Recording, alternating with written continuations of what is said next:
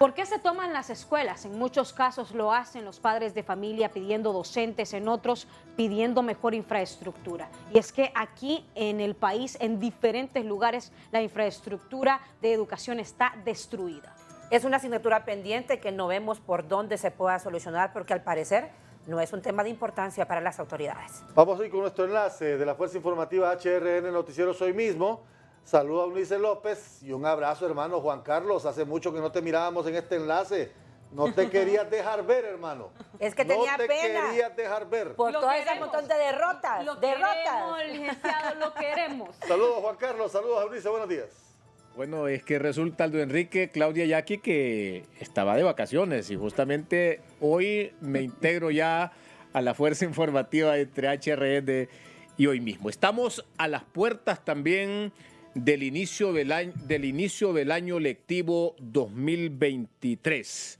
El próximo lunes ya deben ir y ya deben acudir a clases. Bueno, el gobierno dice más de 2 millones de alumnos en los 17.525 centros educativos gubernamentales habilitados para este nuevo año lectivo. Bueno, gracias a Dios, el departamento de Santa Bárbara y Olancho son los que presentan la peor condición en infraestructura escolar. Escuchemos este reporte de Stephanie Aceituno. Una gran cantidad de centros educativos continúan en deterioro, pese a que ya ha dado inicio el año escolar 2023. Las autoridades han asegurado que continuarán las intervenciones en las escuelas y que actualmente están priorizando 3 departamentos, que es donde se encuentra la mayor precariedad estructural de los centros educativos. Detalla el viceministro de Educación, Edwin Hernández. Hay de daños a daños, recibimos de totalmente destruidos como los de La Lima, San Manuel y algunos lugares que a efectos de las inundaciones, así como de reparaciones leves, ¿verdad? Entonces, estamos interviniendo según la necesidad y especialmente los departamentos de, gracias a Dios, Santa Bárbara y Olancho, que está bien deteriorada la infraestructura básica. Hacia ahí estamos dirigiendo y ahora estamos dirigiéndonos a otros departamentos. Asimismo, el ministro del Fondo Hondureño de Inversión Social, Octavio Pineda, ha asegurado que se continúa trabajando en conjunto con la Secretaría de Educación para lograr la meta de por lo menos 6 centros educativos reparados por día con un fondo de inversión ya destinada. La idea es poder llegar entre las dos instituciones, tanto el Fondo Hondureño de Inversión Social como la Secretaría de Educación, a un promedio de 6 planteles educativos entregados al día.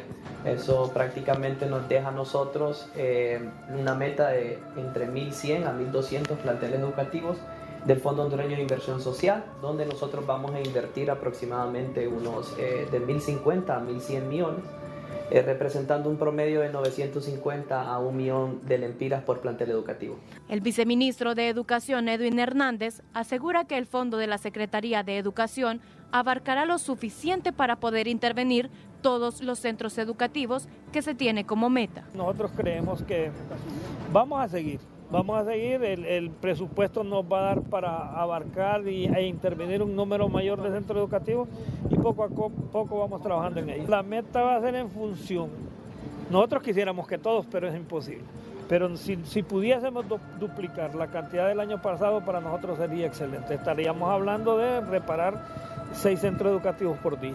En este sentido, el ministro del FIS, Octavio Pineda, detalla que las intervenciones se continuarán realizando, pese a que los estudiantes ya se encuentran realizando el uso de las instalaciones por el inicio de clases. Se trasladarán temporalmente hacia otro sitio para no irrumpir la impartición de estas mismas. Bueno, nosotros hacemos un proceso de socialización, ya sea con la alcaldía municipal, ya sea con la Secretaría de Educación, los padres de familia y los docentes, para poder movilizar a estos alumnos a otros lugares por mientras nosotros estamos construyendo. Yo quiero dejar bien claro esto, nosotros no nos vamos a detener y no podemos detenernos porque los alumnos estén recibiendo clases. Lo que queremos es que reciban clases en un lugar completamente saludable. Para eso nosotros vamos a tener que seguir seguir construyendo. No puedo construir solo cuando los alumnos están de vacaciones, porque apenas me da un lapso de 2 meses, 3 meses para construcción. Sí arreciamos en esa etapa, sobre todo los meses de noviembre, diciembre y enero, pero no es suficiente. Si queremos estar entregando 6 planteles por día, tenemos que trabajar durante los 365 días del año. Las expectativas en cuanto a las promesas que se han realizado por parte de las autoridades sobre reparaciones y reconstrucciones de los centros educativos son altas, ya que es una de las mayores falencias que se ha identificado en la educación del país. Para HRN, este es un reportaje de Estefania Aceituno. A propósito, nos acompaña Joel Navarrete, él es el presidente del COPEN. Desde el gobierno, señor Joel, insisten entonces que se han reparado más de 2.000 escuelas públicas. ¿Cuál es ese registro real que manejan ustedes como colegio magisterial de los centros educativos reparados hasta ahora? Buenos días. Sí, muy buenos días, Eunice López y Juan Carlos Barahona. Gracias por este espacio para poder conversar sobre esta problemática que es algo muy, pero muy delicado para la sociedad hondureña.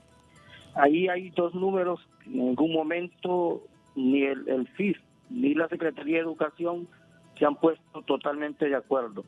La Secretaría de Educación dice que ha intervenido 1.002 centros educativos, ¿verdad? Nosotros partimos de eso porque también es el informe de la presidenta Xiomara Castro en el año de gobierno. Dio a conocer que se han intervenido 1.002 centros educativos en todo el país. Creo que la infraestructura escolar ha estado en el abandono total, pero esto es histórico en el país. Desde el año 2009 no se ha dado prioridad a la infraestructura escolar. En este momento hay más de 12.000 centros educativos en precarias condiciones. Y es necesario entonces, frente a esta situación, es urgente desarrollar una dinámica más agresiva. Han mencionado duplicarlo del año pasado, serían 6 centros por día. Eso implicaría a tener más o menos unos 2.000 en este año, pero todavía quedaríamos nosotros en una deuda enorme con la sociedad hondureña.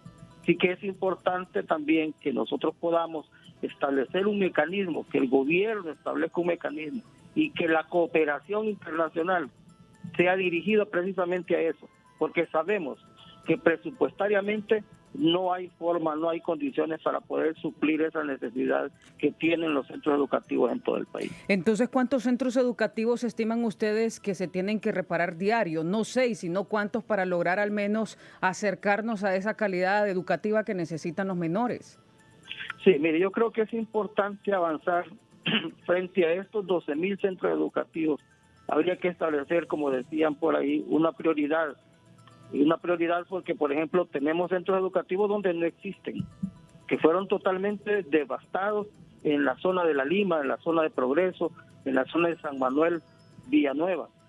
Ahí es importante reconstruir totalmente, pero también no se debe dejar a un lado aquellas reparaciones leves que sí están dañando a los centros educativos, como ser problemas de techos, que al nomás llover, esos niños y niñas tienen que salir. No queda otra opción más que decirles váyanse a su casa porque no pueden estar en el centro educativo por condiciones de lluvia. Entonces, hacia eso tenemos que apuntarle para poder desarrollar, repito, una dinámica mayor o más agresiva en este proceso de reconstrucción. Ahora, profesora Navarrete, ¿y es realmente confiable, fehaciente esa cifra que hablan de centros educativos dañados del más o menos total de 17.000 centros educativos gubernamentales que hay en el país? Bueno, mire, el abandono, como le decía al inicio, es enorme. O sea, no se le ha dado prioridad.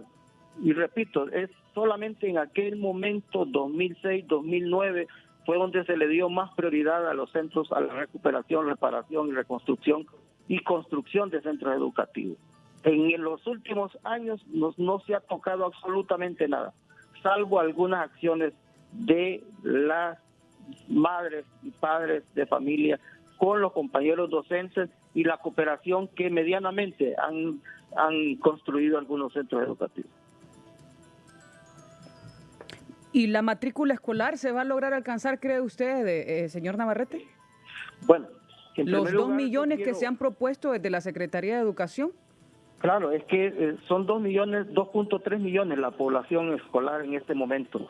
Y la política o la estrategia debe de ser no dejar ni un tan solo niño y niña en edad escolar fuera del sistema educativo nacional. Esa debería ser la prioridad y debe de ser la prioridad del gobierno para que no podamos seguir con ese rezago enorme, que tenemos casi 700,000 jóvenes mayores de 14 años excluidos del sistema educativo, que también es necesario desarrollar un programa, una estrategia para incluirlos a estos jóvenes que ya están fuera del sistema educativo nacional. Muy bien, muchísimas gracias al profesor y presidente del COPEN, Joel Navarrete, con nosotros en esta Fuerza Informativa. Y eso que no profundizamos en otros indicadores que son todavía más alarmantes.